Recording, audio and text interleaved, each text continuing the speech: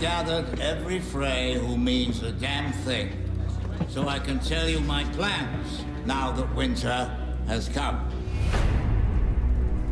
The cold open wasn't initially the cold open. We had organized the episode a bit differently. But when we saw David's performance and seeing the subtle moves that he made to not quite be Walder Frey, but to start as Walder Frey and then become Arya Stark, that made us realize that this was the best way to open the episode and the season. It's not just about killing this one guy, because he might have ordered the assassination on her family, but all these other Freys carried it out. She needs to send a message, which is that the North remembers.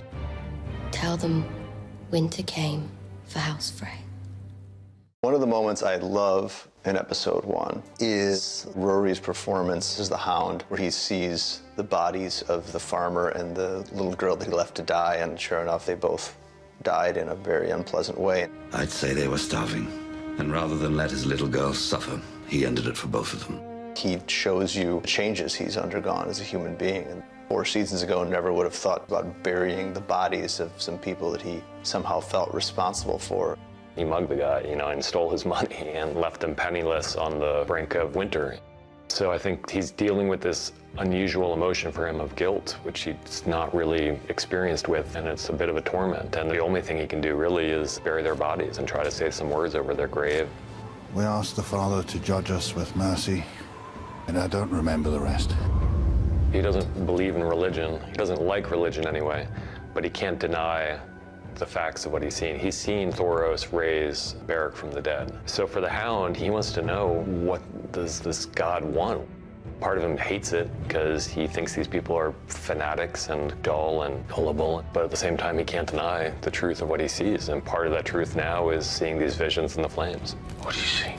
There's a mountain. Looks like an arrowhead. The dead are marching past. Thousands of them. We end last season with Littlefinger telling Sansa that she deserves a bigger role in the governance of the North. Who should the North rally behind? True-born daughter of Ned and Catelyn Stark, born here at Winterfell, or a motherless bastard born in the South?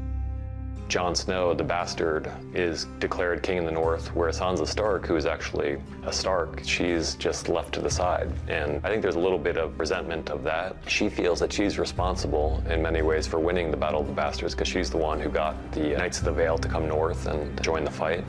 She feels like she hasn't gotten quite enough credit for that. And she also feels that sometimes Jon's a little bit naive. You've been so consumed with the enemy to the north, you've forgotten about the one to the south. Consumed with the Night King because I've seen him.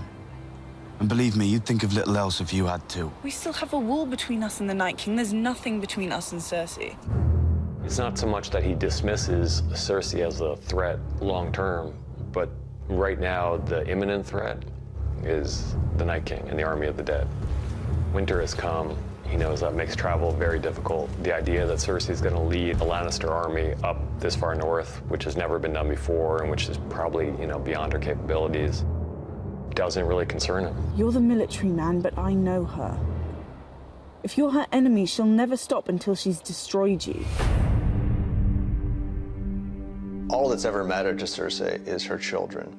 And in relatively short order, Cersei has lost all of her children. She now is in a very dark place, and all she really has left is power for the sake of power. What is Cersei without her children? What prevents her from being a monster? And the answer is nothing. Jaime really wants her to engage with what's happened to them both, and these are things she can't afford to even entertain, really, because if she starts going there, it's going to be a long, long fall. Should we spend our days mourning the dead, mother, father, and all our children? Cersei. I loved them, I did. But they're ashes now, and we're still flesh and blood. We're the last Lannisters, the last ones who count. For her now, at this point, it's about survival. And the only way to survive is to defeat her enemy. She'll do whatever she has to do to win. She'll blow up the Sept if that will allow her to win, even though it means killing hundreds and hundreds, probably thousands of innocent people. She's capable of anything. Unlike Dany, who's constrained a little bit by her morality and her fear of hurting innocents.